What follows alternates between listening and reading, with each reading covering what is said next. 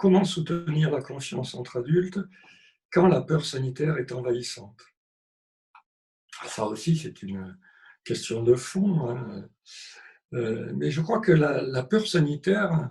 elle a eu pour effet de permettre aussi de renouer le dialogue social. Ça peut paraître paradoxal, mais dans un certain nombre de situations,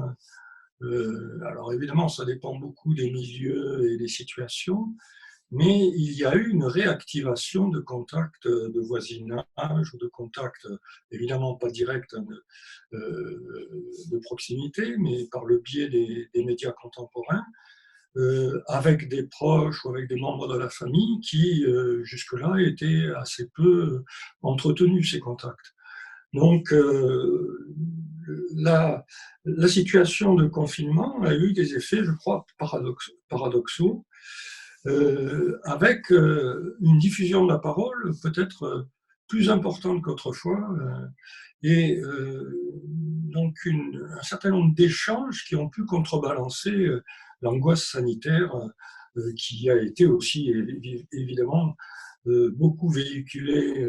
par les médias, hein, avec des rappels quotidiens et plusieurs fois par jour de comment il fallait faire pour se protéger et prévenir les risques d'attraper le virus en quelque sorte, hein. Donc euh, la,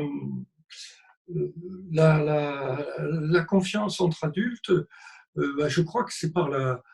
parole, hein, qu'elle se restaure et qu'elle est susceptible de se renforcer, hein. Moi, je vois dans mon quartier, et évidemment, c'est pas un quartier d'habitat social, c'est un quartier plutôt résidentiel. La Les contacts entre voisins, sont devenus plus fréquents et plus affirmés, et donc c'est très lié au contexte, et le risque et la peur qu'on peut avoir, c'est que, en fait, cette période de confinement aboutisse à,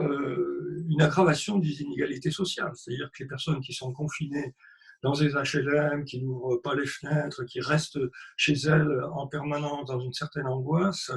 et qui ont relativement peu de contact avec leurs proches, peuvent effectivement avoir du mal à renouer ces contacts et à développer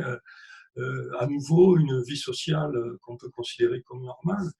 alors que pour d'autres personnes, ce sera beaucoup plus facile parce qu'en fait, ils ont pas quitté la vie sociale, même s'ils ils se sont retranchés des possibilités de proximité physique aux autres. Donc, moi, c'est l'une des grandes interrogations que cette période de confinement porte, c'est est-ce qu'elle ne va pas contribuer à renforcer les inégalités sociales?